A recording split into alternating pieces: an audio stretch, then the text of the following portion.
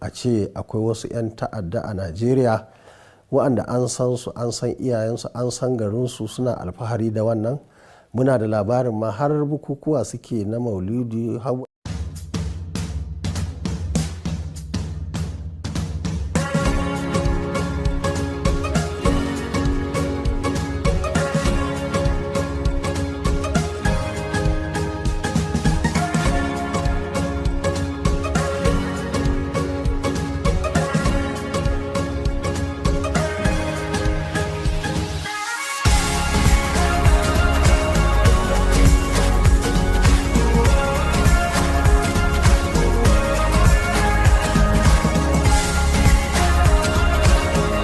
Ce akwai wasu 'yan ta'adda a Najeriya waɗanda an san su, an san iyayensu, an san garinsu, suna alfahari da wannan.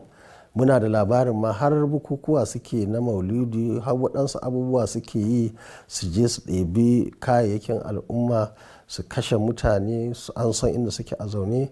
Amma abin mamaki yau sai ka ji su, gobe ka ji su, da yama sai ka ji an ɗauki mutane an tafi da su cikin daji.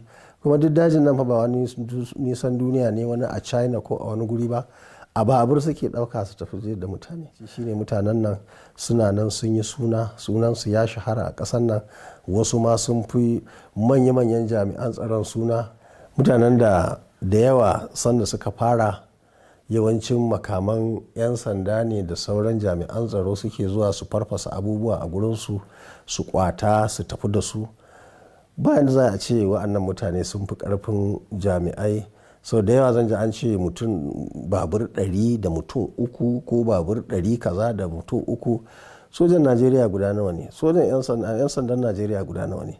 Kwanan nan fa kake kowa ya ji cewar an kai 'yan sanda sama da 30,000 jiha Anambra a je a yi zaɓe.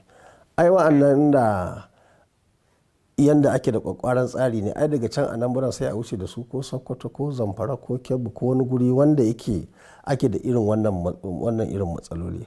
Duka al'umma, babu zancen APC ko PDP ko ta jama'iyya, duka jama'a bisa ga yanda ni na fahimta a halin yanzu kowa ya damu. Abinda ake so shine a zo a haɗa kai. Kuma an yi sa'a, sojojin Najeriya na sama da na ƙasa da na ruwa wanda Allah ya bani wata dama ne aiki da su. Na san mutane ne zakakurai wanda suka sami horo na kwarai a ƙasar nan da ƙasashen duniya, wanda suka yi aiki a gurare da yawa. Abinda muke fata shine a basu kayan aiki, a basu goyon bayan da ya kamata na a kula da su, kuma a ƙarfafa musu guya wajen su je su yi aikinsu. Muke fatan gwamnati za ta fito fiye da duk abin da take yi a baya, a zo a haɗa kai a tabbatar da cewar wannan al'amari an dakatar da shi. Ko shugaban ƙasa ya ce a yi ko bai ce a yi ba, dama an ɗauke ka, ana biyan ka, an horar da kai, aikinka ne gashi ya taso. Na tabbata in shugabanni sun zauna aka samu cikakken tsari, wannan abin zai zama tarihi cikin ƙanƙanin lokaci. Kuma shugaban ƙasa da sauran gwamnoni kowa ya ɗauki mataki. Yanzu abin ba sharholiya ba ce, ba yawo a jirgin sama ba ne, ba zuwa a je a tafi gidan suna ko ɗaurin aure ba ne. Abin di ya wuce wannan. Inda muke yanzu shine yaƙi ne na ƙwatar kai al'umma, ƙwatar al'umma, ƙwatar jihohi.